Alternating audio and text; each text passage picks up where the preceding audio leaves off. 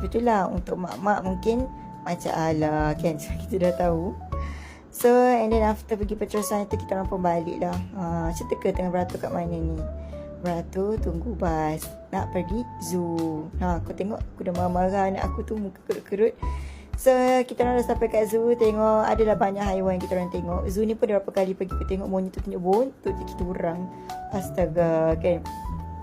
And then kita orang pergilah tengok kambing. Kambing ada macam-macam kambing kat sini. Zoo ni dah banyak kali pergi pun tetap penat juga jalan. Sebab diorang semua macam tak sama kan. Semua macam nak pergi situ, ni nak pergi sana, yang nak pergi situ. Tu ada ostrich, crocodile kan. Crocodile ni tempat slipper Adam hilang kata Anur. Mak pun sebenarnya tak pastilah betul ke kat sini slipper ada hilang. Lepas tu ada burung. Sebenarnya banyak lagi haiwan tau yang saya sebenarnya tak sempat rekod. Sebab kan saya ada anak kecil yang mungkin dah berlari ke sana, berlari ke sini. Siapa lah tahu gajah, tiger dan semua kita orang tengok je tapi mak tak rekod.